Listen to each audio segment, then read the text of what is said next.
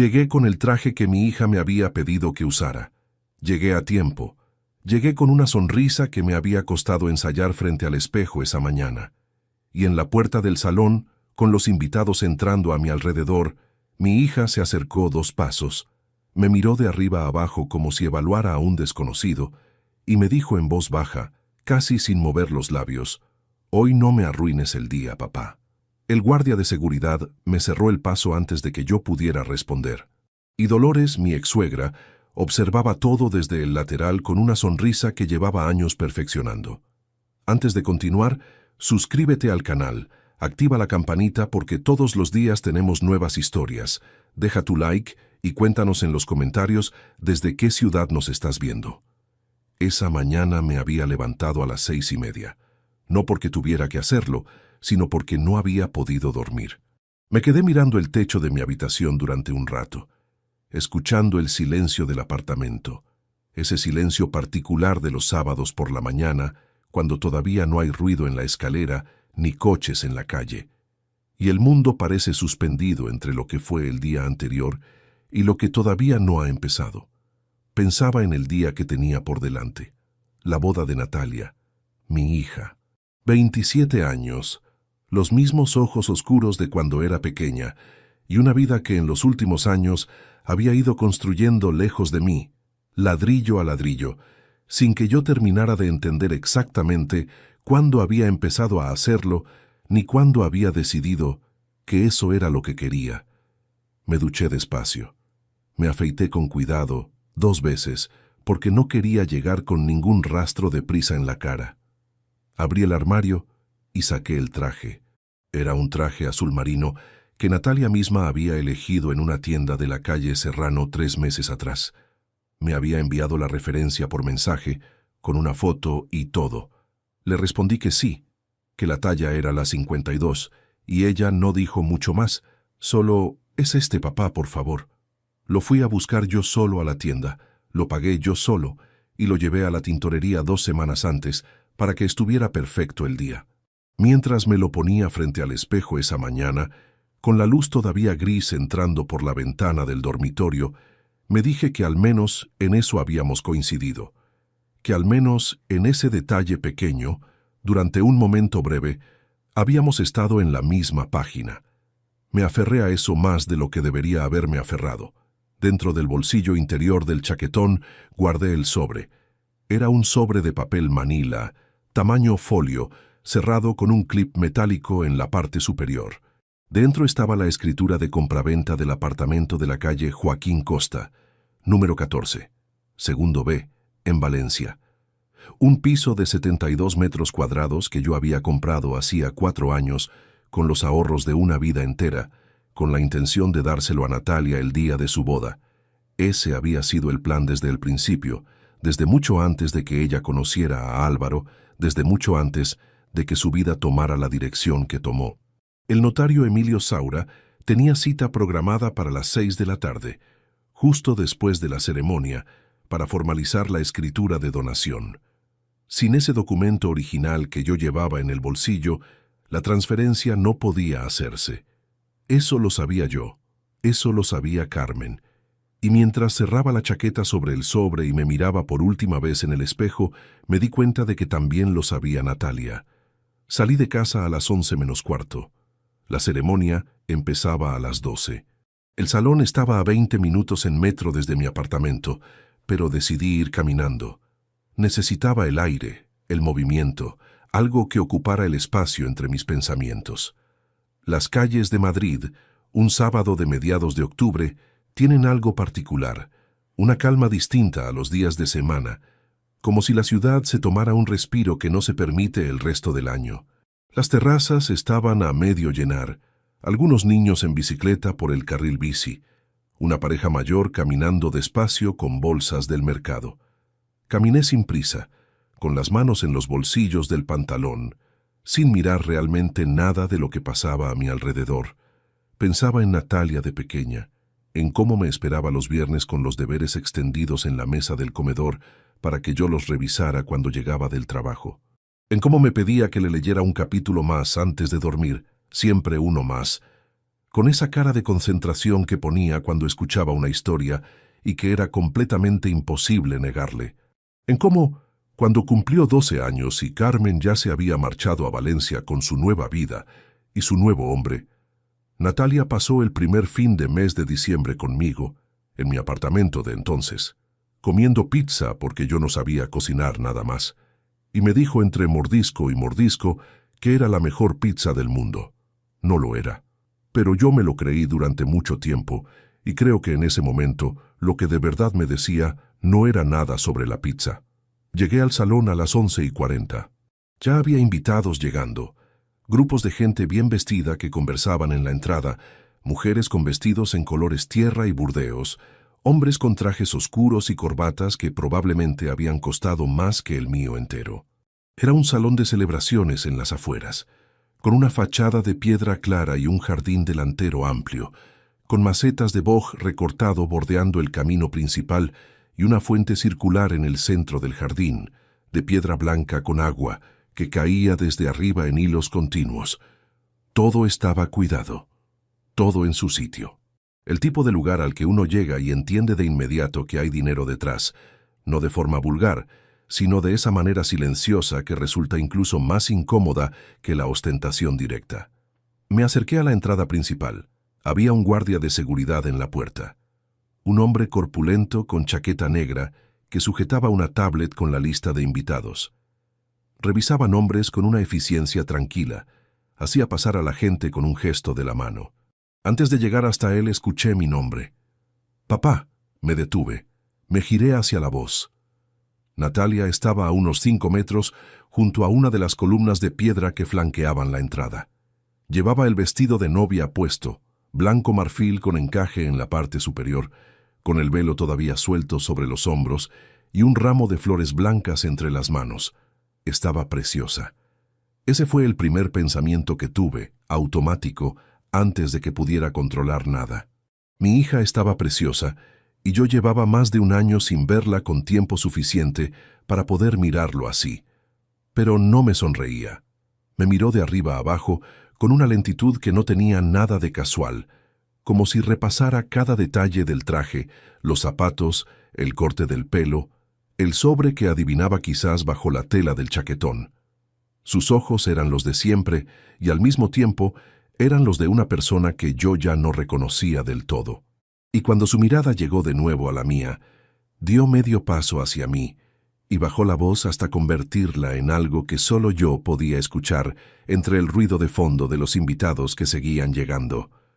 «Hoy no me arruines el día». No hubo más.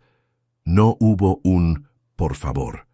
No hubo un contexto. No hubo una explicación de qué podría constituir arruinarlo, ni qué se esperaba de mí exactamente. Solo esas 5 palabras, dichas con una calma que me resultó más difícil de absorber que cualquier grito, porque en el grito todavía hay algo que te incluye, todavía hay una emoción que reconoce tu presencia. En esa calma no había nada para mí. Era la calma de alguien que ya ha resuelto algo de antemano.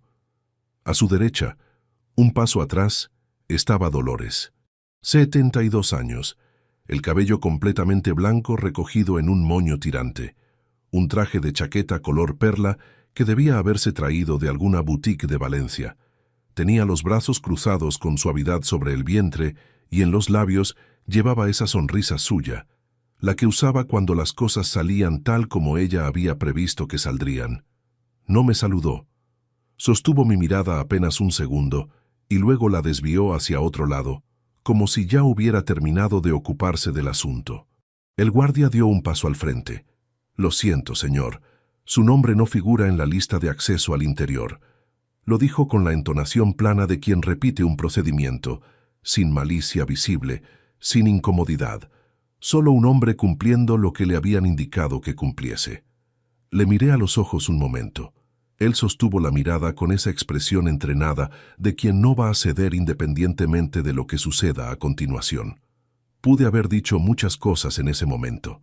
Pude haber levantado la voz. Pude haber sacado el sobre del bolsillo ahí mismo y explicar con detalle lo que contenía y lo que significaba que yo lo tuviera. Pude haber preguntado a Natalia delante de todos los que pasaban a mi lado si era consciente de lo que estaba haciendo. Había una parte de mí que quería hacerlo, una parte que llevaba semanas tragando cosas que no debería haberse callado y que sentía el peso de todo eso acumulado justo detrás del esternón. Pero no lo hice. Me aparté de la entrada sin decir nada. Caminé despacio hasta la fuente del jardín y me senté en el borde de piedra. El agua caía desde el centro en hilos constantes, haciendo ese sonido que llenan el silencio sin romperlo del todo. El borde de piedra estaba fresco bajo mis manos. Puse las palmas planas sobre él, miré el agua un momento, y luego miré hacia la entrada del salón, donde los últimos invitados seguían llegando y siendo recibidos con besos y abrazos y el ruido alegre de la gente que celebra. Durante la siguiente hora vi entrar a todos y cada uno de ellos. Familias enteras, amigos de la pareja, personas que no conocía de nada y que probablemente tampoco sabían quién era yo. Algunos me miraron de reojo al pasar. Ese segundo de curiosidad rápida hacia el hombre sentado solo en la fuente, mientras todo el mundo avanzaba hacia adentro. Nadie se detuvo, nadie preguntó. En algún momento, uno de los fotógrafos se acercó al jardín para hacer tomas del exterior y casi me rozó con el trípode sin darse cuenta. Me moví unos centímetros sin levantarme y volví a quedar quieto. El sol de octubre calentaba poco. Pegaba de lado con esa luz de otoño que es más horizontal que vertical, y la sombra de los árboles llegaba hasta casi donde yo estaba sentado. Puse la mano sobre el bolsillo interior del chaquetón. Sentí el grosor del sobre a través de la tela, y dentro del salón, sin que nadie allí lo supiera todavía, el reloj seguía corriendo hacia las 6 de la tarde. Carmen puso las llaves encima de la mesa del comedor un martes por la tarde y me dijo que se iba. No lo dijo con crueldad ni con rabia contenida. Lo dijo con esa serenidad de quien ha tomado una decisión hace semanas y solo espera el momento adecuado para comunicarla. Tenía la bolsa de deporte colgada en el hombro derecho, el abrigo doblado sobre el brazo izquierdo, y me miraba desde una distancia de 2 metros que de repente se sentían como una frontera permanente. La cocina olía todavía a la cena que yo acababa de preparar. El vapor seguía saliendo de la olla sobre el fuego. Esos detalles tan pequeños se quedan grabados de una manera que los grandes no siempre logran. No hay nadie más, me dijo antes de que yo pudiera decir nada. Solo que esto no funciona y los dos lo sabemos desde hace tiempo. Yo tenía 36 años. Llevaba 11 trabajando como electricista industrial en una empresa de instalaciones en Madrid, levantándome a las 6:30 cada mañana, volviendo con las manos marcadas de cable y los hombros cargados de horas en posiciones que el cuerpo va cobrando con los años. No era un trabajo que impresionara a nadie en una cena, nunca lo había sido. Pero era estable, era honrado, y durante 11 años había cubierto la hipoteca, las facturas, las vacaciones en la costa y esos gastos pequeños e invisibles que construyen la vida cotidiana de una familia. Pensé que eso contaba para algo importante. Esa tarde descubrí que no contaba para todo.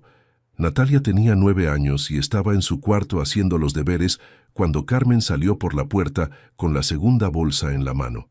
Yo me quedé sentado en la silla del comedor, mirando las llaves sobre la mesa, durante un rato que no supe medir. Luego me levanté, fui al cuarto de mi hija, llamé a la puerta con los nudillos, aunque estuviera abierta, porque siempre había tenido esa costumbre con ella. Natalia levantó la vista del cuaderno con esos ojos oscuros que tenía, tan iguales a los míos que a veces me costaba sostenerlos mucho tiempo seguido. ¿Mamá se ha ido ya?, me preguntó. No me sorprendió la pregunta. Los niños saben siempre más de lo que los adultos creen que saben. Les preparamos el terreno con palabras medidas y cuidado, buscando el momento adecuado, y mientras tanto ellos ya lo han entendido todo con semanas de antelación, a través de los silencios en la mesa y los tonos de voz que cambian detrás de las puertas cerradas. Sí, le dije, pero los dos os vais a ver todo el tiempo. Nada de eso cambia. Natalia asintió una sola vez, con esa seriedad suya que ya entonces la hacía parecer mayor de lo que era, y volvió a bajar los ojos al cuaderno. Eso fue todo. No hubo llanto esa noche, al menos no delante de mí. Años después, me seguiría preguntando si los hubo cuando apagué la luz de su cuarto y cerré la puerta. Carmen se fue a Valencia. Su familia era de allí, tenía una hermana, tenía a Dolores, tenía una red de personas que yo nunca había terminado de encajar del todo en mis años con ella. Se fue primero sola, luego con Natalia los fines de semana, y en menos de 2 años conoció a Marcos Vidal, un hombre de familia con propiedades agrícolas en la provincia y una empresa de distribución que llevaba 3 generaciones en el mismo apellido. Se casaron cuando Natalia tenía 12 años. Me enteré por un mensaje de Carmen de 4 líneas que terminaba con un punto final, sin llamada, sin conversación, solo la notificación, limpia y breve, como un cambio de dirección en el banco. Durante todos esos años cumplí con cada cosa. La pensión llegó el primer día de cada mes, sin una sola excepción en 18 años. Cuando Natalia entró al colegio concertado que Carmen había elegido en Valencia, yo puse mi parte de la cuota mensual sin rechistar, aunque el colegio estuviera a 400 kilómetros de mi apartamento en Madrid y yo no pudiera ver el edificio ni una vez al año. Cuando a los 16 años Natalia quiso clases de inglés en una academia privada con profesores nativos, yo transferí el dinero sin hacer preguntas. Cuando llegó la universidad, una privada en Valencia con una reputación que se reflejaba con precisión en el precio de la matrícula, cubrí mi parte y algo más, porque Carmen me dijo que había un pequeño déficit ese primer trimestre y yo no quise que Natalia notara que faltaba nada. No lo hacía para que me lo agradecieran. Eso lo tenía claro en ese momento, y lo sigo teniendo claro ahora. Lo hacía porque era su padre y porque en mi manera de entender las cosas, la paternidad no es un rol que uno ejerce según le resulte conveniente, ni una responsabilidad que se ajusta al estado de ánimo del momento. Pero habría mentido si hubiera dicho que no esperaba nada a cambio. No un reconocimiento formal, no un discurso, no una placa de padre ejemplar colgada en la pared.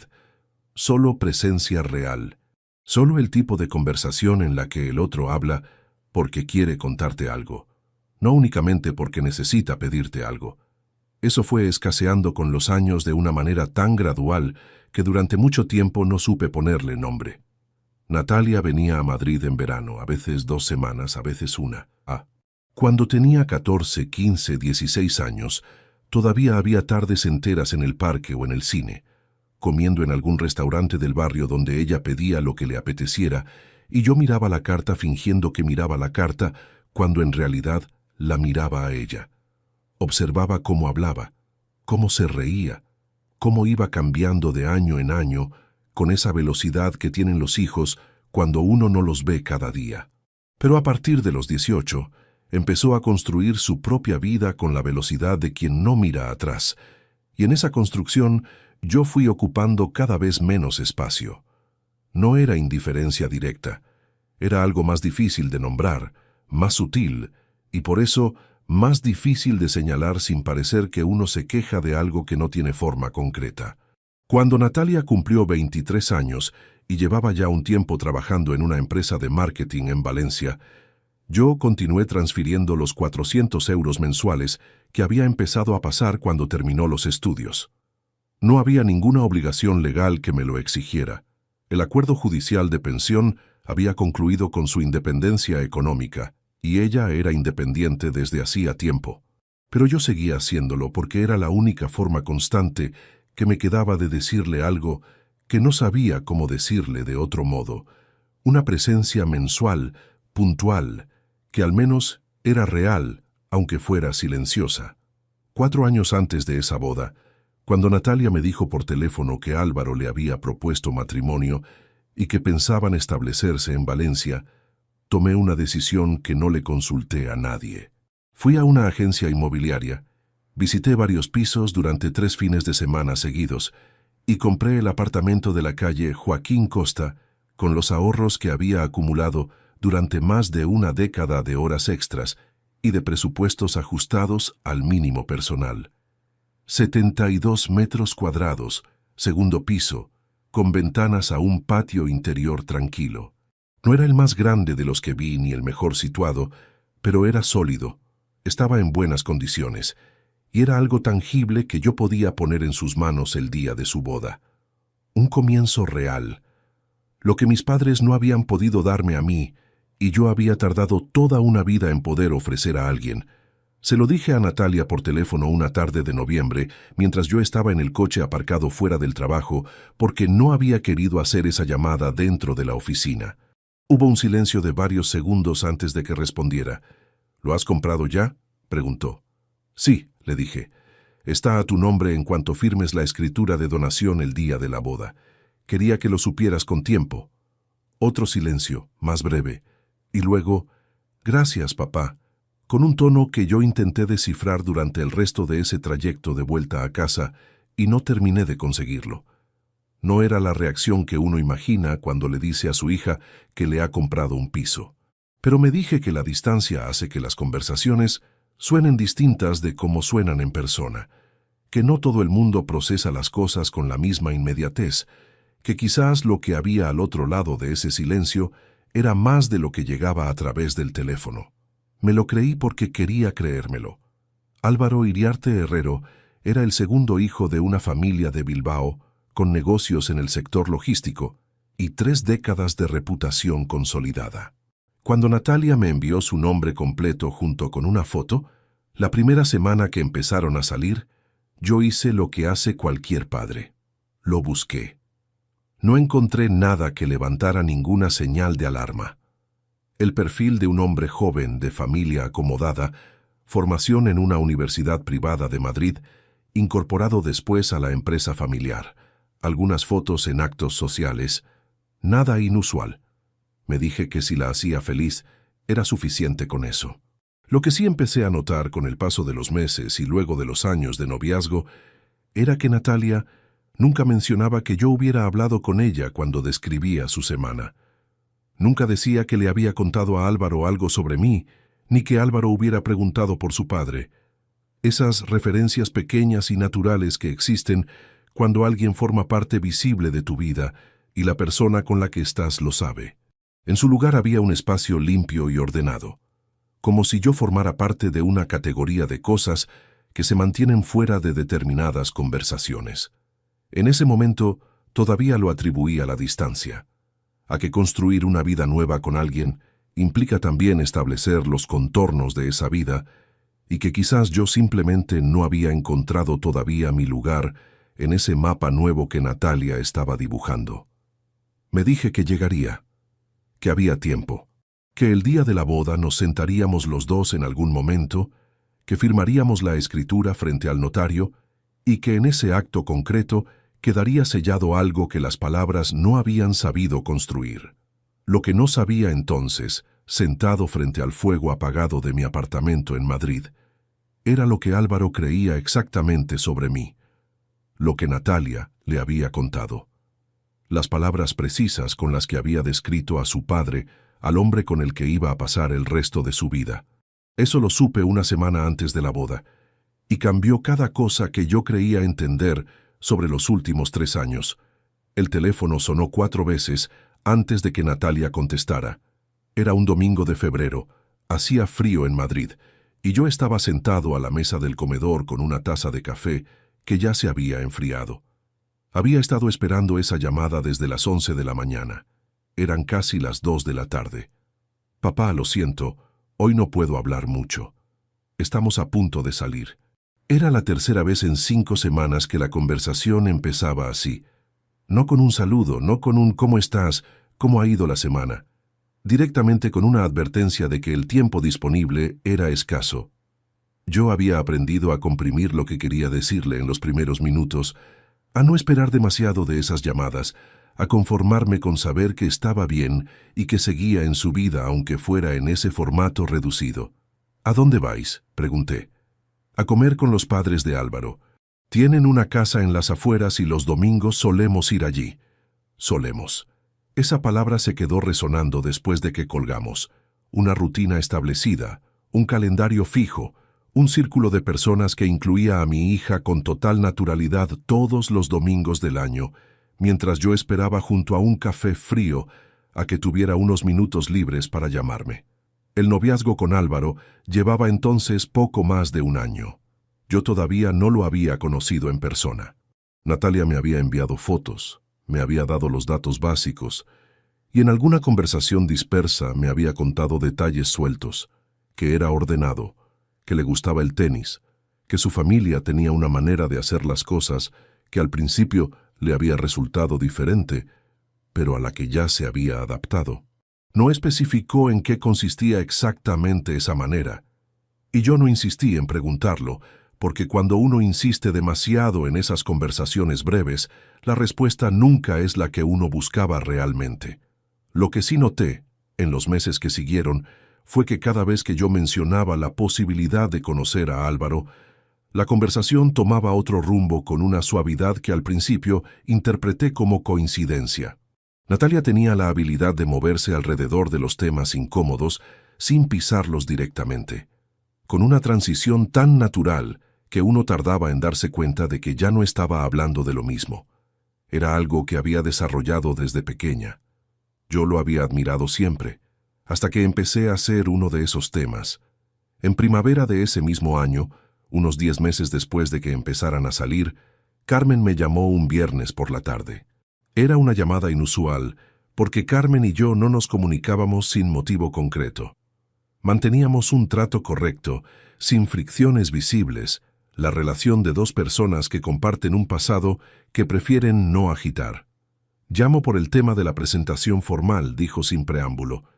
«¿Qué presentación?», respondí. Una pausa breve. «La familia de Álvaro quiere una cena más formal, en Bilbao, el mes que viene». Esperé a que continuara. No lo hizo. «¿Y yo?», pregunté. Otra pausa, más larga esta vez. «Rodrigo, la situación es delicada. Los Iriarte tienen sus formas. No quiero que la primera impresión de Natalia ante ellos se complique con explicaciones que llevan tiempo». No me dijo nada más, pero tampoco hacía falta. Lo que estaba comunicándome, con la precisión de quien ha ensayado las palabras antes de marcar el número, era que yo no iba a estar en esa cena, que había sido considerado un elemento que complicaba la presentación. No por nada que hubiera hecho, sino por lo que era. Podría haber respondido muchas cosas. Podría haberle recordado a Carmen que llevaba 18 años siendo el padre que Natalia necesitaba, que había cubierto cada gasto sin una queja, que el apellido que llevaba esa chica incluía el mío, aunque ahora resultara inconveniente mencionarlo en Bilbao. Podría haber dicho todo eso y bastante más. «De acuerdo», dije. Carmen no respondió de inmediato. «Es lo mejor para ella en este momento», añadió finalmente. «Ya», respondí, y colgué. Esa noche estuve mucho tiempo quieto en el apartamento. No encendí el televisor, no preparé cena, no llamé a nadie. Me quedé en el sofá con las manos sobre las rodillas, mirando la pared del frente, donde había un cuadro que Natalia había dibujado a los 11 años y que yo había enmarcado. Dos figuras cogidas de la mano en crayón azul y verde, con el sol en una esquina de la manera en que los niños siempre dibujan el sol. Seguía ahí colgado en el mismo sitio, con el mismo marco, 16 años después. En verano, Natalia vino a Madrid 4 días. Era la visita más corta que recordaba, pero no lo mencioné. Salimos a comer. Fuimos a ver una exposición en el Retiro, y en algún momento de esos 4 días hablamos de Álvaro, de la cena en Bilbao que ya había tenido lugar, de lo bien que había salido todo. Yo escuché con atención y asentí en los momentos que correspondía. Natalia me habló durante 20 minutos de la casa de los Iriarte, del jardín, de cómo Felisa la había recibido con una calidez que no esperaba. Me habló de esas cosas con detalle, sin preguntarme en ningún momento cómo me sentía yo sabiendo que no había estado allí. Fue durante esa misma visita cuando estuvimos a punto de tener una conversación que no tenía vuelta atrás. Era el segundo día, después de comer en un restaurante cercano. Natalia revisaba algo en el teléfono mientras yo esperaba el café. Y sin levantar la vista dijo con naturalidad: «Álvaro pregunta si eres el mismo Rodrigo Salcedo que hizo una instalación eléctrica en un polígono de Getafe hace unos años. Dice que su empresa trabaja con un proveedor con ese apellido». Me quedé quieto un segundo. El apellido Salcedo no era infrecuente. La coincidencia era técnicamente posible. Pero lo que me detuvo No fue eso. Fue entender que si Álvaro estaba haciendo esa pregunta, era porque no sabía con precisión a qué me dedicaba ni dónde trabajaba, lo que significaba que Natalia no se lo había contado claramente, o que se lo había contado de una forma que hacía necesario verificar los detalles antes de que yo pudiera aparecer mencionado en alguna conversación de negocios. Noté algo tenso subir por el pecho. Una pregunta directa en ese momento, frente a los dos, habría abierto una rendija que llevaba meses viéndose venir. Pero también habría alertado a Natalia de que yo estaba prestando atención a esas inconsistencias, y eso habría cerrado puertas que todavía no sabía cuántas cosas se escondían detrás.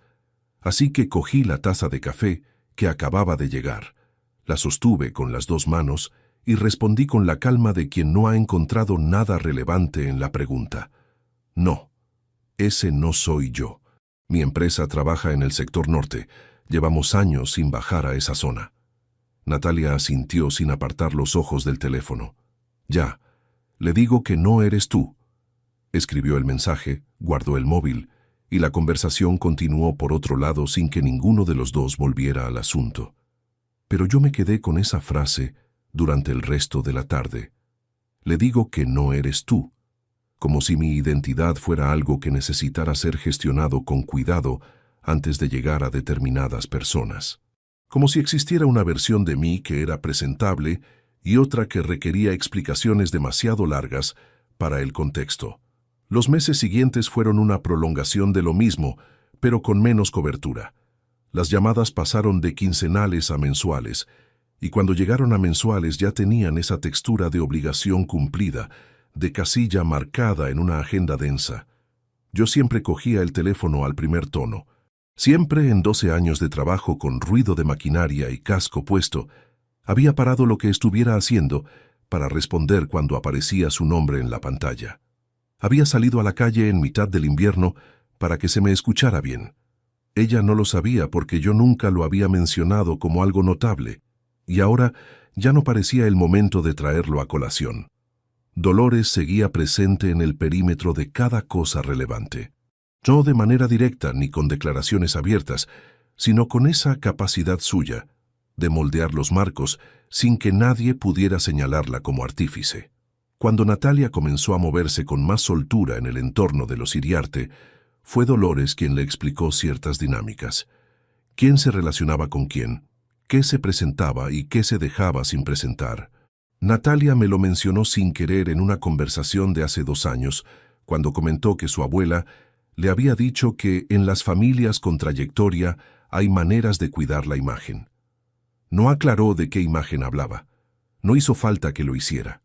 Un año antes de la boda, en una comida de Navidad a la que me invitaron por primera vez en 3 años, me encontré con Dolores en la cocina de la casa de Carmen en Valencia. Los demás estaban en el salón. Dolores seguía organizando platos con su meticulosidad habitual y no se giró cuando entré. Natalia está construyendo exactamente la vida que necesita, dijo hacia los armarios. Me alegro, respondí. Entonces, sí se volvió. Me miró con esa calma que no era calma, sino algo más sólido y más frío. Hay personas que saben cuándo dar un paso atrás para dejar que sus hijos avancen, y personas que no acaban de entenderlo. No esperó ninguna respuesta. Cogió 2 fuentes y salió de la cocina con paso tranquilo. Me quedé apoyado en la encimera mirando el azulejo de la pared. No con rabia, con algo más parecido a la claridad incómoda de quien finalmente entiende lo que lleva tiempo sin querer ver. Lo que estaba ocurriendo no era el distanciamiento natural de una hija adulta ocupada con su vida. Tenía una arquitectura. Tenía personas detrás que habían tomado decisiones concretas sobre qué lugar me correspondía. Y yo lo había dejado avanzar sin oponer nada, porque no quería ser el padre que complica, el que presiona, el que convierte cada ausencia en un conflicto. Lo que todavía no sabía era hasta dónde había llegado todo eso. ¿Qué palabras exactas había escuchado Álvaro sobre mí? ¿Qué imagen tenía de su futuro suegro, el hombre que dentro de 1 año iba a casarse con mi hija? Eso lo descubrí 3 meses antes de la boda. Cuando Natalia apareció en mi puerta sin avisar, con una carpeta de documentos bajo el brazo y una prisa que no hizo ningún esfuerzo por disimular. Necesito que firmes unos documentos antes de que te explique nada. El abogado los necesita esta semana. Eso fue lo primero que dijo Natalia cuando abrí la puerta de mi apartamento ese sábado de julio. Ni un saludo, ni los 2 besos de costumbre. Entró con la carpeta azul bajo el brazo, dejó el bolso sobre la silla del recibidor y se quedó de pie en el centro del salón, mirando alrededor con la expresión de quien calcula cuánto tiempo va a necesitar para resolver un trámite. Llevaba unos vaqueros oscuros, una blusa blanca sin arrugas y unas sandalias de cuero que yo no le había visto antes. Estaba bronceada. Había estado 2 semanas en Menorca con Álvaro en agosto y el verano todavía se notaba en la piel. Yo acababa de llegar de la ducha. Tenía el pelo húmedo y había dejado encendido el fuego bajo la sartén porque estaba preparando el almuerzo. Había hecho para 2 desde el momento en que ella me escribió el mensaje diciendo que pasaría el sábado. Merluza con verduras salteadas, la receta que me había pedido que preparara en su última visita a Madrid hacía casi 1 año. Llevaba 1 hora en la cocina. «Claro», dije. «¿Quieres comer algo? Hay para los 2». Ella dejó la carpeta sobre la mesa del comedor y la abrió antes de responder. «No puedo quedarme mucho, tengo cosas por la tarde». No especificó qué cosas. Yo no lo pregunté. Los documentos eran 4 folios grapados con membrete de un despacho de abogados de Valencia que no conocía. En la parte superior de la primera página aparecía el título en negrita: Declaración de intención de donación de bien inmueble. Lo leí despacio, párrafo a párrafo, mientras Natalia permanecía de pie al otro lado de la mesa, con los brazos cruzados y esa contención suya que a veces era paciencia y a veces era otra cosa completamente distinta. El documento era lo que su nombre indicaba: una declaración preliminar de mi intención de transferir la propiedad del apartamento de la calle Joaquín Costa a Natalia Salcedo Vega en el momento del matrimonio, a formalizar ante notario el día de la ceremonia. No tenía efecto jurídico vinculante por sí solo, era solo la pieza inicial del proceso, pero establecía por escrito que el compromiso existía, que el piso existía y que yo era el propietario que lo iba a ceder. La segunda página detallaba los datos del inmueble: dirección completa, referencia catastral, superficie, año de construcción. Todo correcto. La tercera era una declaración de ausencia de cargas hipotecarias, que también estaba en orden, porque había terminado de pagarlo 18 meses atrás. La cuarta era la firma. 3 espacios, el propietario cedente, el abogado como testigo instrumental y una tercera línea que ponía representante de la parte receptora, que en ese contexto era el propio abogado actuando por poder notarial de Natalia. Mientras leía la 4ª página, algo me llamó la atención. En el margen inferior derecho, en letra pequeña, había una cláusula de renuncia a reclamaciones futuras sobre el inmueble una vez formalizada la donación. Era estándar en ese tipo de documentos. No había nada técnicamente irregular. Pero la redacción incluía una extensión de esa renuncia a cualquier acreedor del cedente con derechos sobre el bien en el momento de la firma. Era una cláusula que, en términos prácticos, significaba que si yo tenía alguna deuda con garantía sobre ese piso, quedaba bloqueada en el momento en que firmara la donación definitiva. No era ilegal, pero era específica, y alguien con conocimiento jurídico había pedido que estuviera ahí. Lo leí 2 veces. Luego levanté la vista hacia Natalia. «¿Tu abogado redactó esto él solo, o tuvisteis reuniones previas para la estructura?» Natalia parpadeó una vez. «Fue él». «¿Por qué?» «Por la cláusula de la página 4. Es más extensa de lo habitual en una declaración de intención». Hubo un silencio de 2 o 3 segundos en el que ella no dijo nada, y yo mantuve la mirada sobre el papel para que no pudiera leer nada en mi cara que no debiera leer todavía. Sentí que algo se tensaba en la habitación. Luego ella se movió alrededor de la mesa y miró el folio desde su lado. «Es protocolo estándar, papá. El abogado dice que siempre lo incluye para evitar problemas posteriores». «Ajá», dije, y volví a leer la cláusula una tercera vez sin decir nada más. Lo que estaba sopesando en ese momento no era si firmar o no. Iba a firmar, eso no había cambiado. Lo que estaba sopesando era si preguntarle directamente quién le había recomendado ese abogado específico, porque esa cláusula no se redacta por inercia profesional. Se redacta cuando alguien pide que esté ahí. Y ese alguien sabía lo suficiente sobre mi situación financiera como para anticipar que podía ser relevante. Lo que significaba que alguien había revisado mis asuntos con un nivel de detalle que iba bastante más allá de la curiosidad general. Pero si hacía esa pregunta ahora, en este estado de la conversación, Natalia sabría que yo había encontrado algo en el documento que le generaba suspicacia. Y eso la pondría en alerta demasiado pronto, antes de que yo tuviera suficiente para entender el mapa completo de lo que estaba pasando. Así que cogí el bolígrafo que había sobre la mesa, firmé en el espacio indicado con mi nombre y mis 2 apellidos, y devolví los folios hacia ella sin comentar nada más sobre la cláusula. «Perfecto», dijo Natalia. Recogió los papeles, los colocó en orden dentro de la carpeta y cerró las solapas. Su postura cambió levemente, como cuando alguien termina la parte incómoda de una gestión y puede relajar los hombros medio centímetro. «Me alegra que puedas quedarte a comer aunque sea un momento», dije, y me giré hacia la cocina para revisar el fuego. «Papá, de verdad que no puedo. Tengo que estar en la estación antes de las 4. Tarda 10 minutos. La merluza ya está casi lista».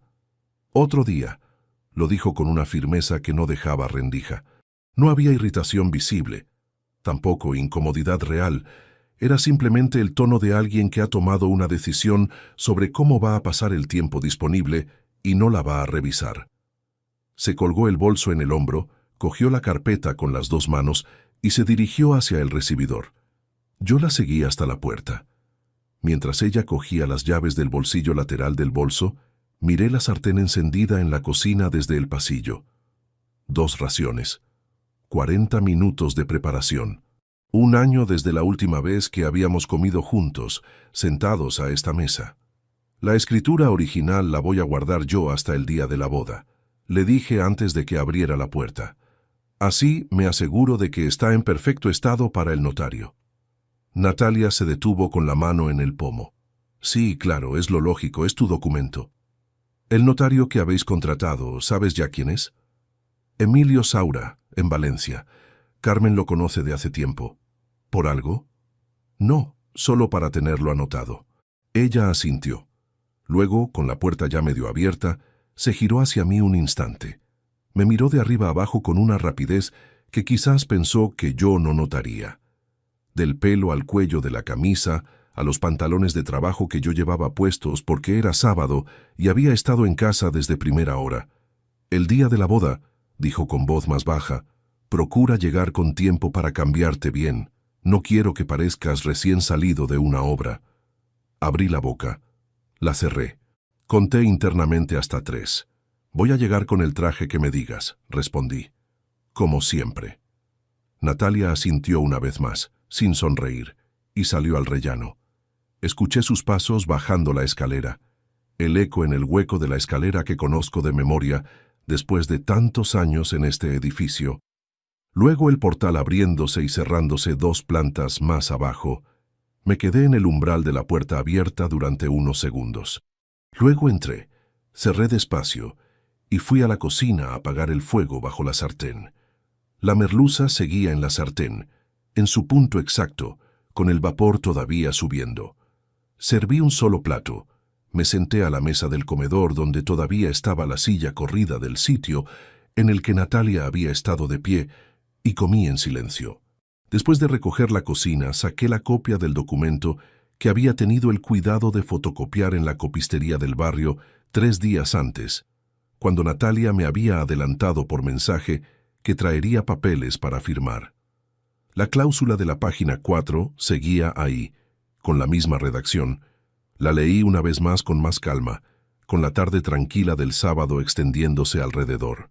Y cuanto más la leía, más claro veía que alguien había construido ese texto pensando en posibilidades concretas, no en contingencias abstractas. Guardé la fotocopia en la carpeta azul de la gaveta de abajo de la escribanía, junto a las copias de todos los pagos de pensión de los últimos 18 años, que yo había conservado por orden y por costumbre. Luego anoté en un papel el nombre que Natalia me había dado: Emilio Saura, notario en Valencia. Carmen lo conoce de hace tiempo. Eso no era un detalle irrelevante. Era una conexión entre el notario encargado de formalizar la donación y la persona que más tenía que ganar con que esa donación se completara sin complicaciones. Podía ser perfectamente una coincidencia sin implicaciones, pero combinada con la cláusula de la página 4 y con la pregunta que Natalia no había sabido responder con fluidez cuando le pregunté por el origen de esa redacción, formaba un conjunto que no me dejó dormir bien esa noche. Al día siguiente, llamé a un compañero de trabajo que había pasado por un divorcio con muchos frentes legales unos años atrás y que conocía a varios abogados de familia en Madrid. Le pregunté, sin dar demasiados detalles, si podía recomendarme a alguien de confianza para una consulta sobre donaciones de inmuebles y sus implicaciones en caso de que surgieran complicaciones posteriores. Me dio 2 nombres. Llamé al primero el lunes por la mañana desde el coche antes de entrar al trabajo. La consulta estaba fijada para el jueves siguiente por la tarde. Lo que ese abogado me explicó durante 45 minutos cambió completamente el ángulo desde el que yo estaba mirando todo. El despacho de Javier Olmedo estaba en un segundo piso sin ascensor, con ventanas que daban a una calle estrecha del barrio de Malasaña y una estantería de libros jurídicos que cubría la pared entera del fondo.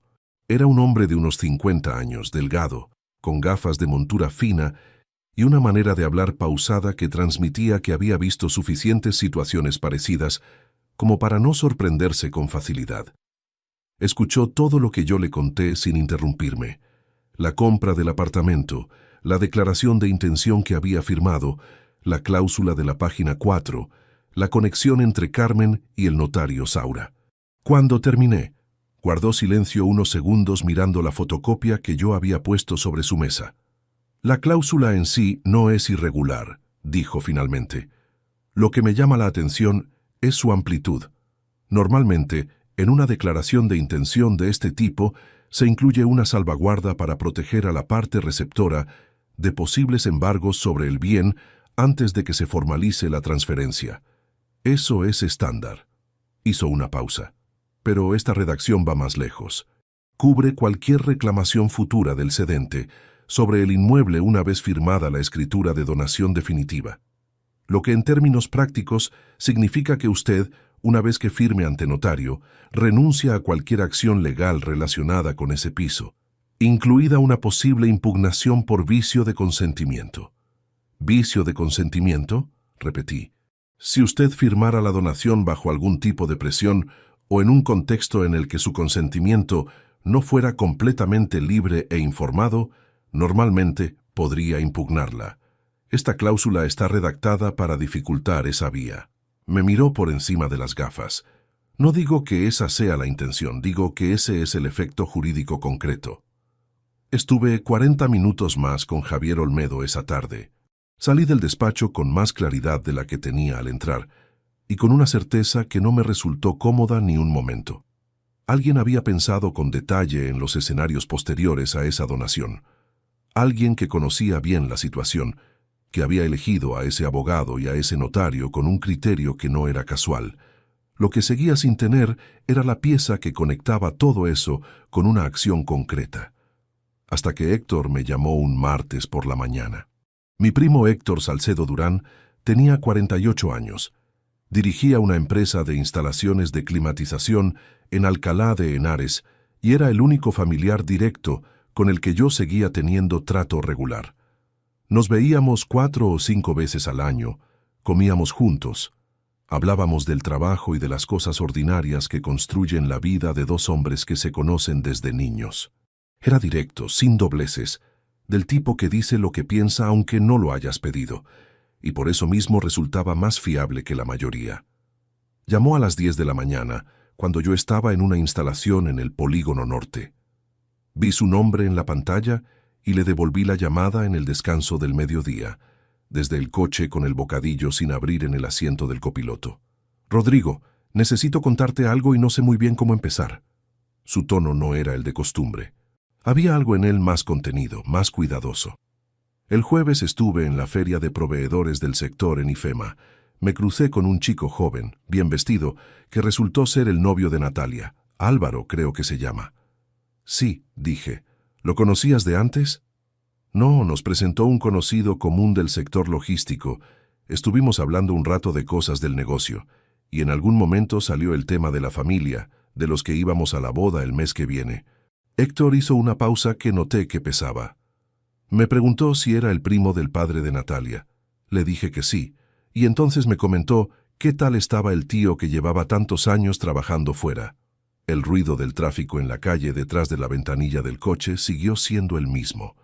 Todo siguió siendo lo mismo, solo que algo en mi interior se detuvo con una precisión que me resultó extraña. Que llevaba años trabajando fuera. Repetí despacio. «Eso dijo Rodrigo». Que Natalia le había contado que su padre era un técnico especializado que había estado destinado en proyectos en el norte de Europa durante muchos años y que por eso apenas habían podido verse. Lo dijo con total naturalidad, como quien repite algo que lleva tiempo sabiendo. Nadie habló durante varios segundos. «¿Qué le respondiste tú?», pregunté. «Le dije que sí, que habías viajado mucho por trabajo». No supe reaccionar de otra manera. Estábamos rodeados de gente que no conozco. Pero me pareció que tenías que saberlo directamente de mí. Le di las gracias. Colgué. Me quedé mirando el parabrisas con el bocadillo todavía sin abrir. Natalia le había construido a Álvaro una versión de su padre. No una versión que me borrara directamente, sino algo más elaborado y más frío. Una narrativa que justificaba mi ausencia con un relato de movilidad profesional socialmente aceptable. Un padre técnico, desplazado, absorbido por compromisos laborales en el extranjero. Alguien que existía en el pasado, pero que no había estado presente por razones que no requerían más explicación.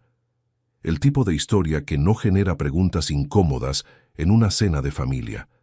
Lo que significaba que los Iriarte, Felisa con sus formas y sus cenas dominicales en Bilbao, llevaban meses construyendo una imagen de mí que yo nunca había autorizado. Y la escritura de donación del apartamento estaba programada para firmarse 6 horas después de la boda, en el momento en que ese perfil ya no tendría ninguna importancia práctica, porque el único documento que me quedaba por entregar habría cambiado de manos. Esa tarde conduje directamente a Valencia, sin llamar antes, sin avisar. Llegué al barrio donde Natalia tenía su oficina a las 7 menos cuarto, y aparqué a media manzana de la entrada principal. A las 7:10 la vi salir por la puerta con el bolso en bandolera y el móvil en la mano, sola. Caminaba con la cabeza ligeramente inclinada hacia la pantalla, los pasos rápidos de quien tiene un destino concreto. La llamé desde donde estaba. Vi cómo sacaba el teléfono del bolso, miraba la pantalla y lo cogía. «Papá, ¿pasa algo?» «Estoy aquí», dije, «a unos metros de ti». Se detuvo en seco. Buscó con la vista hasta que me localizó apoyado en el coche. Su expresión no fue de sorpresa afectuosa. Fue algo más parecido al cálculo rápido de quien necesita evaluar el terreno antes de cruzarlo. Caminé hacia ella. Cuando estuve a 2 metros, vi que había guardado el teléfono en el bolso y que esperaba con los brazos ligeramente separados del cuerpo. Esa postura suya de cuando se prepara para algo que no le apetece gestionar. «He hablado con Héctor», dije. Natalia no parpadeó. «¿Y?» «Estuvo con Álvaro en la feria del jueves. Álvaro le preguntó por el tío que llevaba años trabajando en el norte de Europa». Silencio. 2 segundos, 3. Ella desvió la mirada hacia un punto en el suelo a su derecha y exhaló de manera casi imperceptible. «Papá, no voy a gritarte», le dije. «Solo quiero escuchar qué le contaste exactamente». Le expliqué que habías tenido una vida profesional muy activa y que eso nos había complicado el tiempo juntos. Lo dijo con una fluidez que indicaba que esa respuesta había estado disponible antes de que yo llegara a pedirla. No era necesario entrar en detalles que no aportaban nada. «¿Qué detalles?», dije. Y esta vez la voz no me salió completamente plana. ¿Que soy electricista? ¿Que trabajo en polígonos industriales? ¿Que llego a casa con las manos marcadas de cable? Natalia me miró directamente. La familia de Álvaro tiene una manera de relacionarse que tú no conoces porque nunca has estado en esos contextos. No lo digo como crítica, lo digo como un hecho. Lo que dices como un hecho, respondí, es que te avergüenzas de mí. Lo dije con calma, sin elevar la voz, sosteniéndole la mirada. No era una acusación cargada de rabia. Era una afirmación dicha en voz alta por primera vez, después de años de haberla intuido sin encontrarle el nombre exacto. Algo cruzó su cara. Fue breve, menos de 2 segundos, algo que no era del todo culpa, pero que tampoco era indiferencia. Luego la expresión se recompuso con esa eficiencia suya que yo ya conocía. Estás exagerando la situación. ¿Sí? Papá, falta una semana para la boda. Tengo la cabeza en 100 sitios distintos y esto no es el momento. Una semana, dije, y el notario Saura tiene la cita a las 6 del sábado. Algo cambió en su postura cuando pronuncié el nombre del notario. Fue un ajuste casi imperceptible, una tensión leve en el cuello que duró menos de un segundo antes de desaparecer. Si no hubiera estado prestando atención con esa precisión específica, me lo habría perdido. Sí, dijo. ¿Hay algún inconveniente? Ninguno. Solo me aseguro de que tenemos todo coordinado. Me observó un momento. ¿Tienes localizada la escritura de propiedad? Y ahí estaba. La pregunta directa, formulada con naturalidad, envuelta en la lógica organizativa de alguien que repasa una lista de pendientes. Pero era la pregunta que más le importaba de toda la conversación. Yo lo sabía, y ella no podía saber que yo lo sabía. Si mostraba cualquier señal de que había entendido el peso real de esa pregunta, el equilibrio de las siguientes horas cambiaba de manera irreversible. En casa, en la misma carpeta donde siempre ha estado, respondí. Lo dije con la misma calma con la que uno confirma que las llaves están en el gancho de la entrada. Natalia asintió. La tensión en sus hombros bajó un grado, tan poco que habría resultado invisible para cualquier persona que no llevara 54 años aprendiendo a leer a las personas que le importaban. Bien, papá, sé que esto ha sido difícil, la distancia, el proceso, pero el sábado va a ser un buen día y quiero que estés bien. Una pausa. ¿De acuerdo? De acuerdo, dije. Me dio un beso rápido en la mejilla y siguió caminando hacia donde iba antes de que la llamara. La vi doblar la esquina sin girarse. Me quedé apoyado en el coche. El sol de tarde golpeaba de lado sobre los edificios y alargaba las sombras sobre el asfalto. Pensé en la pregunta sobre la escritura, en cómo había llegado antes que cualquier otra, en cómo el alivio visible cuando respondí que estaba en casa había sido real, no actuado. Lo que me faltaba entender era hasta dónde llegaba el mapa. Si Álvaro sabía lo que Natalia había construido, o si él también era una pieza que alguien movía desde fuera de su campo de visión. Esa distinción lo cambiaba todo, porque si él era cómplice, el escenario tenía una arquitectura completamente diferente al de un joven que confía en la versión que le da su novia. Esa noche, desde una pensión cercana en la que me quedé para no conducir de vuelta a Madrid, con la cabeza donde la tenía, revisé en el móvil todo lo que pude encontrar sobre los Iriarte. El perfil de una familia consolidada, sin irregularidades visibles. Álvaro aparecía en eventos del sector, en una foto de una actividad corporativa, en el perfil de la empresa. Nada que lo vinculara directamente a nada, pero había una cosa que no cuadraba y que no conseguía dejar de lado. La cláusula de la página 4 no era algo que un abogado incluyera por iniciativa propia. Alguien había hecho esa pregunta específica.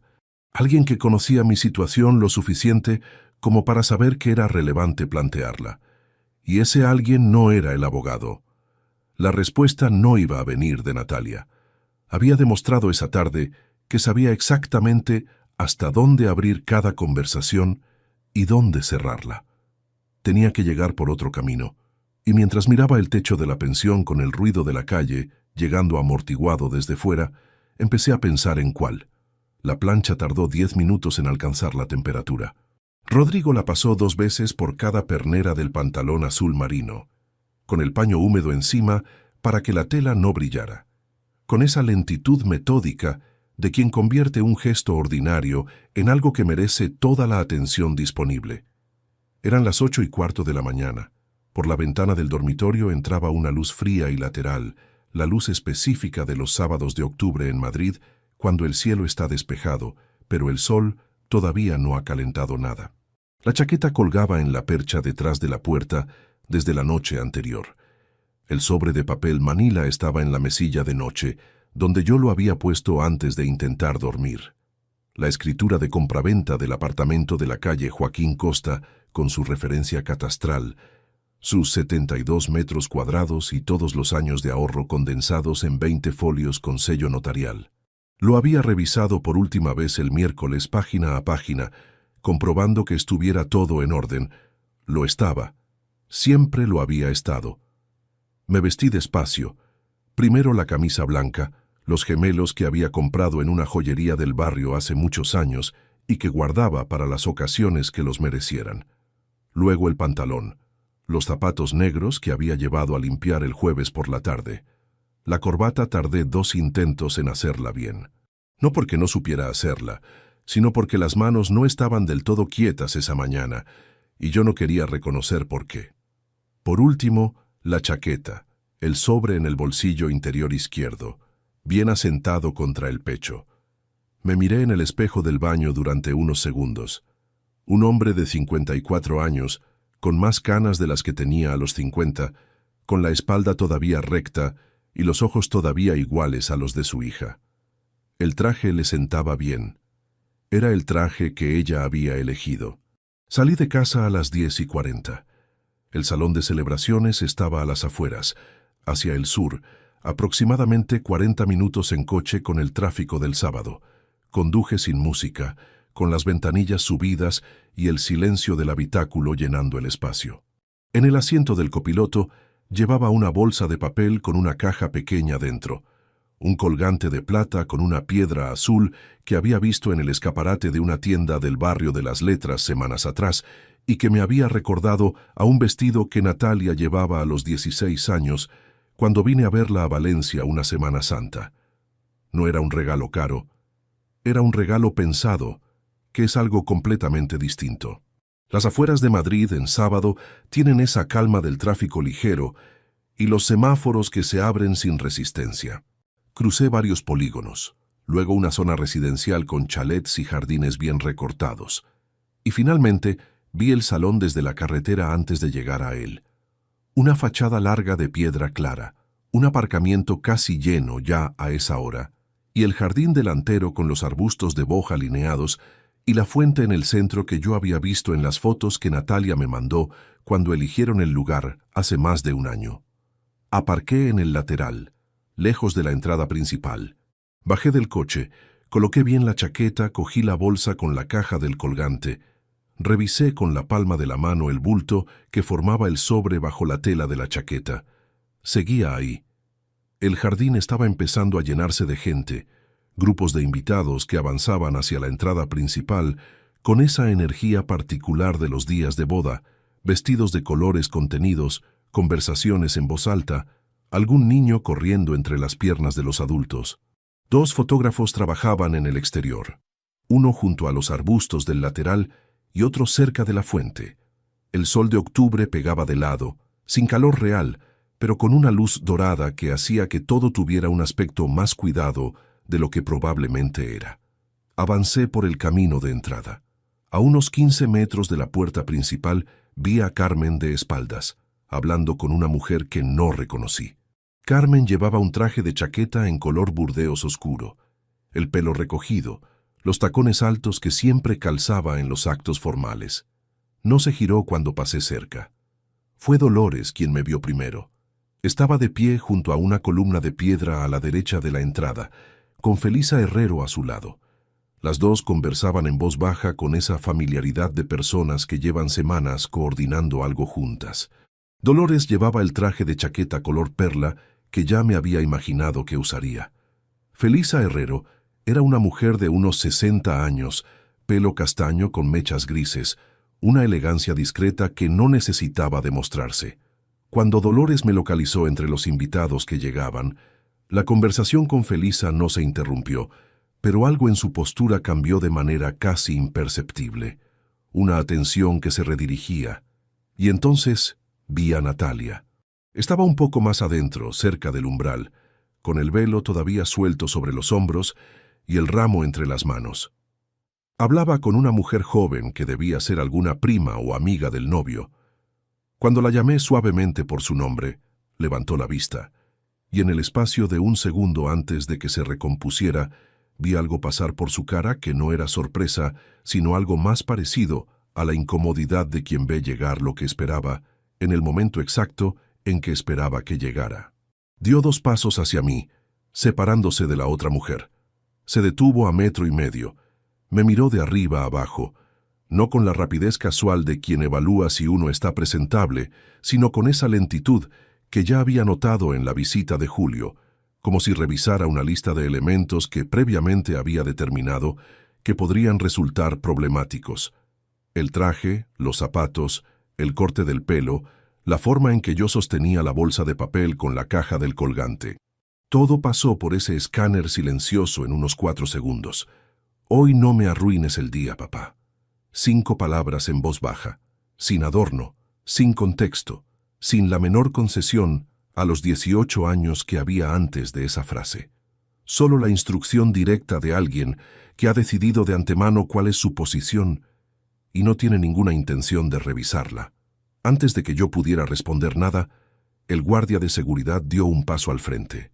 Era un hombre corpulento, chaqueta negra, la tablet con la lista de invitados sujeta con las 2 manos. Me miró con esa expresión entrenada de quien aplica un procedimiento.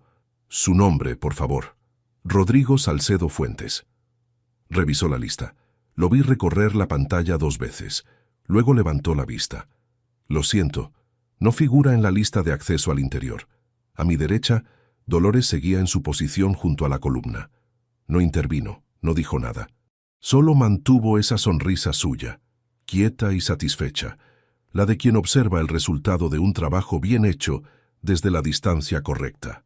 Felisa Herrero había girado levemente la cabeza hacia nosotros, sin llegar a mirarnos directamente, con la discreción de quien no quiere aparecer como testigo activo de algo que prefiere no haber visto. «Entendido», dije. Me giré. Caminé hacia la fuente. Me senté en el borde de piedra con la bolsa de papel sobre las rodillas y el sobre intacto bajo la chaqueta. El agua caía desde el centro en hilos continuos, ese sonido constante y sin variación que llena el espacio sin ocuparlo del todo. Durante la siguiente hora vi entrar a cada invitado. Familias, parejas, grupos de amigos que se encontraban en el camino y se fundían en abrazos. Mujeres con vestidos de tonos tierra y verde oliva. Hombres con trajes oscuros y corbatas discretas. Un anciano con bastón que tardó más de lo normal en llegar a la puerta y al que nadie fue a ayudar. 3 niños que corrieron por el jardín mientras sus padres los llamaban desde la entrada. El segundo fotógrafo me rozó con el trípode sin darse cuenta y continuó sin girar la cabeza. Fue durante ese intervalo cuando los últimos grupos de invitados estaban entrando y el jardín se había quedado casi vacío, cuando ocurrió algo que no tenía previsto. Un hombre de unos 60 años salió por la puerta lateral del salón, la que daba directamente al jardín, con un teléfono en la mano y el gesto de quien busca señal o simplemente necesita 2 minutos fuera del ruido interior. Llevaba un traje gris antracita y una corbata azul. Caminó hacia la fuente sin aparente intención de acercarse a mí, pero el jardín estaba ya despejado y la fuente era el único punto de referencia hacia el que dirigirse. Se detuvo a unos 3 metros, marcó un número, esperó. La llamada no se conectó. Guardó el teléfono, me miró con la incomodidad amable de quien de repente repara en que no está solo donde creía estar. «Buena mañana para una boda», dijo con el tono neutro con el que se habla con desconocidos en situaciones sociales. «Sí», respondí. Se sentó en el borde opuesto de la fuente, como si el diámetro de piedra fuera suficiente distancia para que cada uno siguiera estando solo. Sacó el teléfono otra vez, lo revisó, lo guardó de nuevo. Luego, con la mirada en el jardín, dijo sin dirigirse a nadie en particular: No sé cómo le convencieron de montar esto tan lejos de la ciudad. Tiene buena planta el sitio, pero los mayores agradecemos menos escalones. ¿Es familia del novio?, pregunté. Me miró. Hermano de Enrique, el padre. Vengo desde Bilbao desde ayer. Una pausa. ¿Y usted? Ahí estaba. La pregunta directa, sencilla, sin intención de complicar nada, hecha por un hombre que simplemente estaba haciendo conversación mientras esperaba. Pero detrás de ella había un mapa entero que yo no podía revelar sin que la tarde siguiente cambiara de dirección antes de tiempo. Un conocido de la familia de la novia, dije. Llegué antes de tiempo y estoy esperando a que me confirmen el sitio donde me siento. El hombre asintió con naturalidad y no preguntó más. Con estas bodas grandes siempre hay algún lío con el protocolo de los sitios. Se levantó, guardó el teléfono por última vez y se dirigió de vuelta a la puerta lateral. Antes de entrar, se giró. Que no se le enfríe el café si es que hay por ahí. Desapareció dentro. Me quedé mirando la puerta cerrada durante un momento. Si hubiera dudado un segundo más al responder quién era, si la pregunta me hubiera pillado con la guardia un poco menos levantada, el tío de Enrique Iriarte habría entrado al salón con un dato concreto y novedoso, que el padre de la novia estaba sentado fuera en la fuente del jardín sin acceso al interior, y eso habría llegado a Enrique, y de Enrique a Álvaro, y de Álvaro a Natalia, antes de que yo tuviera el control de cómo y cuándo esa información circulaba. Lo había esquivado por muy poco. Volví a posar la palma de la mano sobre el bolsillo izquierdo del chaquetón. El sobre seguía ahí, con sus 20 folios y su referencia catastral y los 4 años de ahorros que representaba. Dentro del salón, la música había empezado. Primero suave, luego con más cuerpo, el tipo de música instrumental que señala que la ceremonia está a punto de comenzar. Dentro de ese salón del que yo había quedado fuera, el notario Emilio Saura tenía una cita a las 6 de la tarde. Y su cliente principal, la mujer que había organizado cada pieza de ese día, con una precisión que yo había tardado demasiado en reconocer, todavía no sabía que la pieza más importante seguía fuera, en el bolsillo de un hombre sentado en una fuente al que acababa de cerrar la puerta en la cara. Las agujas del reloj que llevaba en la muñeca marcaban la 1:17. Quedaban 4 horas y 43 minutos para las 6 de la tarde. Las sillas del jardín habían empezado a recogerse cuando los camareros salieron con las primeras bandejas de canapés. Desde la fuente se veía la puerta lateral abierta de par en par, el movimiento de personal de sala entrando y saliendo, el rumor sordo de 200 personas dentro del salón mezclado con la música, que había cambiado de registro después de la ceremonia, más animada ahora, más deliberadamente festiva. La tarde había enfriado. El sol había bajado por detrás de los árboles del perímetro, y la sombra cubría ya la mayor parte del jardín. Yo seguía en el mismo sitio, con la chaqueta bien cerrada y las manos juntas sobre la bolsa de papel donde seguía la caja del colgante sin abrir. Había contado los movimientos del exterior durante las últimas 2 horas con la atención de quien no tiene otra cosa que hacer. Los fotógrafos habían terminado su trabajo en el jardín y habían entrado. El guardia de seguridad había cambiado de posición. Ahora estaba junto a la puerta lateral. 3 camareros jóvenes habían salido a fumar en 2 ocasiones distintas, sin reparar en mí más allá de un vistazo rápido. El jardín era mío desde hacía un buen rato, con la fuente y su sonido constante, y la luz que se iba apagando gradualmente sobre los arbustos recortados. A las 5:42, según el reloj de mi muñeca, la puerta principal del salón se abrió de manera distinta a como lo había hecho hasta entonces. No con el ritmo controlado del personal, no con la energía social de alguien que sale a tomar el aire entre brindis. Se abrió con prisa, con la prisa específica de alguien que busca algo y no ha encontrado dónde mirarlo dentro. Era Carmen. Salió con el móvil en la mano, mirando hacia el aparcamiento primero, luego hacia la zona lateral del jardín. Cuando me localizó en la fuente, se detuvo un segundo, con esa pausa involuntaria de quien ve exactamente lo que esperaba ver, pero de todas formas necesita un momento para procesar que está ahí. Luego caminó hacia mí con paso rápido, los tacones sobre el camino de piedra, El traje burdeos que había llevado toda la tarde ahora con una pequeña arruga en la manga derecha que no estaba antes. Ese tipo de detalle que aparece cuando alguien ha estado gesticulando con tensión durante un rato. Se detuvo a 1,5 metros. No se sentó. «La escritura», dijo. Y no dijo nada más, porque las 2 palabras contenían ya la pregunta completa, el contexto completo, y los 2 lo sabíamos. «Aquí está», respondí. No la saqué todavía, solo la nombré. Carmen cerró los ojos brevemente. Fue un gesto de alivio y de algo más complicado al mismo tiempo. «Emilio llega en 15 minutos. Necesitamos el documento antes de que aparezca, para revisar que todo esté en orden antes de sentar a los firmantes». «¿Dónde está Natalia?», pregunté.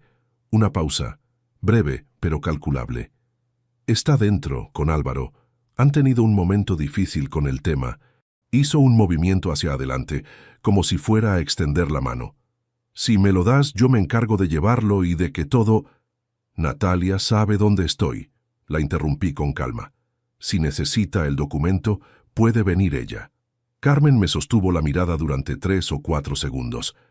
En esos segundos pasó por su cara algo que yo había visto pocas veces en los 20 y tantos años que la conocía.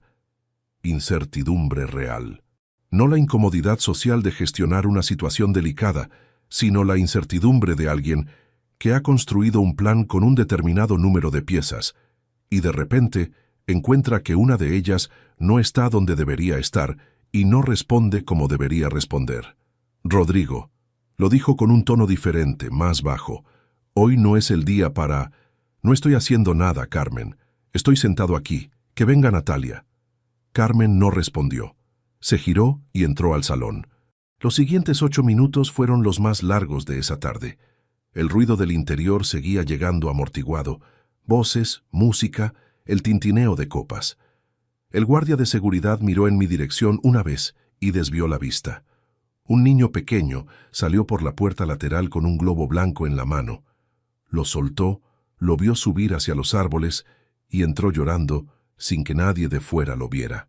El cielo sobre el jardín había pasado del azul claro al color más oscuro y plano de las tardes de otoño, cuando el sol ya no tiene suficiente altura para calentar nada. La puerta principal volvió a abrirse. Natalia salió sola. Sin el ramo, sin el velo, con el vestido de novia que ahora parecía distinto en el exterior que dentro, menos ceremonial de alguna manera, más expuesto a la luz natural de la tarde. Caminó por el camino de piedra con una velocidad que no era exactamente prisa, pero que tampoco era la calma de quien tiene el tiempo de su lado. Cuando llegó a la fuente, se quedó de pie frente a mí, y por primera vez en todo ese día, la postura que adoptó no era la del control previo. Era algo más parecido a la posición de alguien que ha llegado a un punto donde no le queda otra opción que presentarse tal como está. «Papá». Su voz no era la de la mañana. La de la mañana había sido baja y cortante, construida con anterioridad, ajustada al contexto que ella había diseñado. Esta era otra cosa. Tenía dentro algo que no había conseguido expulsar del todo antes de salir. «Emilio está al llegar. Necesitamos la escritura de propiedad para que pueda iniciar el proceso». No respondí de inmediato. La miré. Llevaba el pelo recogido en un moño que las horas habían ido deshaciendo levemente en las sienes. Tenía una marca muy tenue de pintura de labios en el borde interior del labio inferior, del tipo que aparece cuando uno se muerde el labio sin darse cuenta. Sus manos, sin el ramo que las había ocupado durante toda la ceremonia, no encontraban dónde colocarse. Primero las cruzó delante del vestido, luego las dejó caer a los lados. «¿Qué pasó esta mañana?», dije. Natalia abrió la boca, la cerró. «Papá, no tenemos tiempo. No te estoy pidiendo que me expliques una hora. Te estoy preguntando una cosa». El ruido del interior del salón llegó con más claridad durante un segundo, como si alguien hubiera abierto una ventana. Luego volvió a amortiguarse. «Estaba nerviosa», dijo Natalia, y lo dijo con una voz que era la más honesta que le había escuchado en mucho tiempo, precisamente porque no tenía el espacio ni la energía para construir otra cosa en ese momento. «Y a veces, cuando me pongo nerviosa, hago cosas que...». Se detuvo. Miró al suelo un segundo.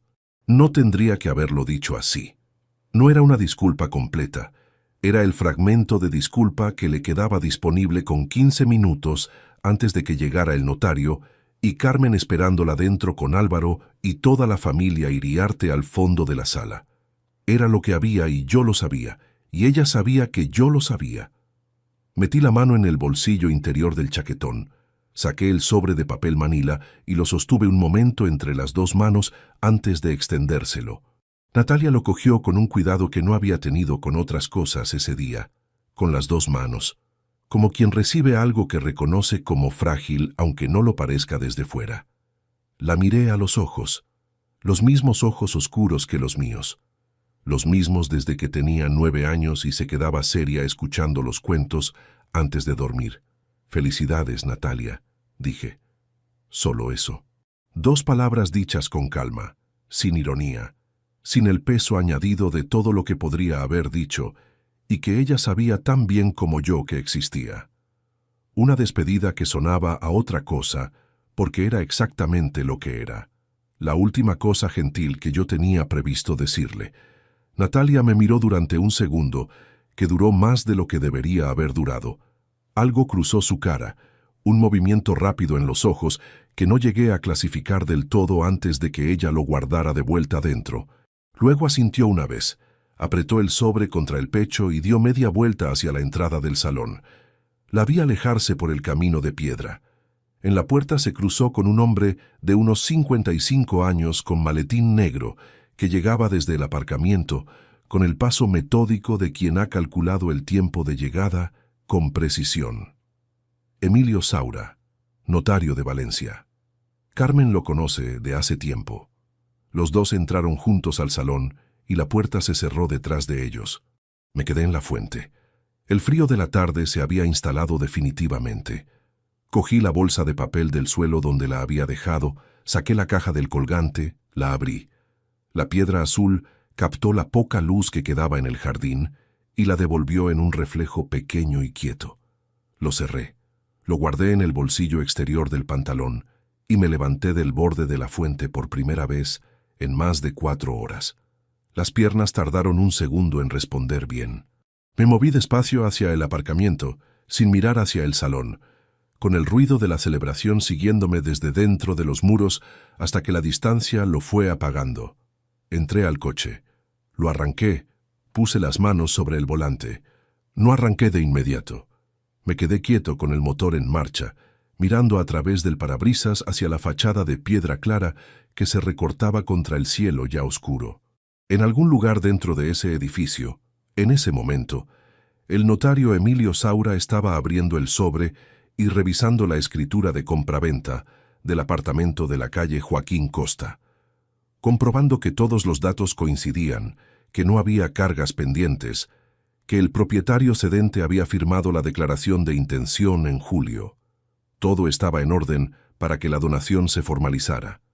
Pero había una cosa que Emilio Saura iba a encontrar antes de llegar a la última página. 3 días antes, el miércoles por la tarde, después de revisar por última vez el documento completo, había añadido una nota manuscrita en el margen inferior de la página de firmas. 5 líneas con mi letra, fechadas y rubricadas. En esas 5 líneas yo declaraba que la donación quedaría condicionada a la confirmación expresa del cedente en el momento de la firma notarial, y que sin esa confirmación presencial el documento carecía de efecto vinculante. No era una cláusula estándar, pero era jurídicamente válida. Y Javier Olmedo, el abogado de Malasaña, me había confirmado el martes por teléfono que si yo no me presentaba ante Saura y confirmaba verbalmente mi voluntad de donar, la escritura de compraventa no podía ser base suficiente para la transferencia, lo que significaba que el sobre que Natalia acababa de entrar con las 2 manos apretadas contra el pecho no era la solución que ella creía que era. Y yo era la única persona que podía hacerlo. El teléfono vibró en el asiento del copiloto. Lo miré. Era un número de Valencia que no tenía guardado. Lo dejé vibrar hasta que paró. 30 segundos después, volvió a vibrar. Esta vez lo cogí. Señor Salcedo. Era una voz de hombre, profesional, contenida. Soy Emilio Saura. Estoy aquí con la familia. He revisado el documento y hay una anotación en la página de firmas que requiere su presencia para poder continuar. Una pausa medida. ¿Podría indicarme dónde se encuentra usted en este momento? Miré por el parabrisas hacia la entrada del aparcamiento, donde la luz del exterior del salón llegaba hasta el límite de la zona asfaltada y luego la oscuridad de la carretera comenzaba. Estoy cerca, dije, y colgué. El lunes por la mañana, Javier Olmedo cogió el teléfono al segundo tono. Eran las 9:15. Yo estaba aparcado frente a la entrada de la empresa con el motor apagado, y los otros coches del turno de mañana ya estaban todos en su sitio. Tenía 20 minutos antes de que empezara la jornada. ¿Cómo fue?, preguntó Olmedo antes de que yo dijera nada. Era la pregunta de alguien que ya sabía que algo había pasado, porque yo no llamaba a primera hora de un lunes por casualidad. Le conté lo necesario. La nota manuscrita en el margen de la última página, la llamada de Saura desde dentro del salón, la conversación de 30 segundos. Olmedo escuchó sin interrumpir. ¿Firmó algo ante Saura?, preguntó cuando terminé. No entré al salón, dije. Colgué y conduje de vuelta a Madrid. Silencio breve. Luego, entonces la donación no se formalizó. La escritura de compraventa sigue a su nombre. La nota manuscrita que añadió en el documento es su declaración de que necesitaba confirmación presencial, y esa confirmación nunca se produjo. Desde el punto de vista legal, usted no donó nada. Eso es lo que quiero confirmar, dije. Y quiero saber qué pasos doy a partir de ahora para que quede registrado formalmente que retiro la intención de donación. Olmedo tardó unos segundos. Es un trámite simple. Redactamos una declaración escrita de revocación de la intención de donación manifestada en el documento de julio. La firmamos ante notario y se la comunicamos por burofax tanto a Natalia Salcedo como al despacho del abogado que intervino en la declaración de intención. Con eso queda todo cerrado sin ambigüedad posible. ¿Cuándo podemos hacerlo? Esta tarde, si quiere. Tengo hueco a las 6. A las 6 estoy ahí. Entré al trabajo. Hice mi jornada completa. 8 horas de instalación en un polígono de Alcobendas. Trabajo de canalización en un sector del edificio donde el acceso era complicado y requería concentración continua. No es difícil concentrarse en el trabajo cuando el trabajo exige precisión física. Cuando los errores tienen consecuencias tangibles e inmediatas que no se parecen en nada a los errores de otro tipo. Eso siempre me había resultado una ventaja del oficio que no todo el mundo entendía. A las 6:15 estaba en el despacho de Olmedo. A las 7:10 la declaración de revocación estaba firmada, sellada y en manos del servicio de mensajería con 2 destinatarios, Natalia Salcedo Vega en su dirección de Valencia y el despacho del abogado que había preparado los documentos de julio. Olmedo me extendió una copia con el acuse de recibo del mensajero. Una cosa más, dije antes de levantarme. El pago mensual voluntario que hago a mi hija. ¿Hay alguna implicación legal si lo cancelo con un preaviso de 30 días? Olmedo negó con la cabeza. Ninguna. No existe ninguna obligación judicial que lo sustente. Es una transferencia voluntaria que usted puede cesar cuando considere. Con un preaviso de 30 días por escrito queda más que cubierto cualquier cuestión de buenas prácticas. Esa misma noche, en el apartamento, redacté la carta. No tardé mucho. No era un texto largo ni elaborado, porque no había nada que elaborar. Era una comunicación directa.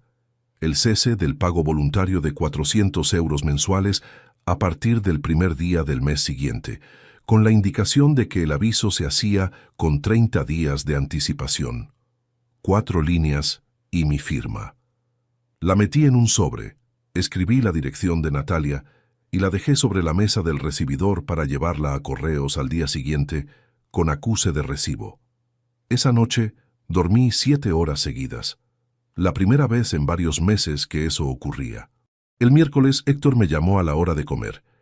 Yo estaba en la furgoneta con el bocadillo y el café en el salpicadero. He hablado con Carmen esta mañana, dijo. El tono era cuidadoso, como el de alguien que lleva desde que recibió la llamada pensando cómo formular lo que tiene que decir. Me llamó ella. Quería saber si yo tenía alguna influencia sobre ti. ¿Y qué le dijiste? Que podía llamarte, pero que no iba a decirte qué hacer. Una pausa. ¿Estás bien? Sí. ¿De verdad o de los que dicen que sí para no hablar? Me hizo reír. Solo un poco, pero lo hizo. De verdad, Héctor, estoy bien. Carmen dice que Natalia está destrozada, que el sábado por la noche fue muy duro. Lo dijo sin carga adicional, solo como una transmisión de información, dejando que yo decidiera qué hacer con ella. Lo entiendo, respondí. ¿La vas a llamar? No todavía. Héctor no insistió. Esa era una de las cosas que hacía bien, saber cuándo dejar de empujar. Oye, si necesitas algo, lo que sea. Ya lo sé, gracias. Colgamos. Terminé el bocadillo mirando el parabrisas. Destrozada. La palabra se quedó dando vueltas un momento antes de que yo la dejara ir. No con frialdad, no con satisfacción, solo con el tipo de calma que aparece cuando uno ha tomado una decisión que lleva mucho tiempo pendiente y finalmente la ha ejecutado. El jueves llegó la primera llamada de Natalia. La vi entrar en la pantalla a las 8 de la tarde, cuando yo estaba en el sofá con la televisión encendida sin verla realmente. La dejé sonar. 5 tonos, buzón. 10 minutos después, otra vez. Buzón. No bloqueé el número. Bloquear era un gesto de rabia, y lo que yo sentía no era rabia.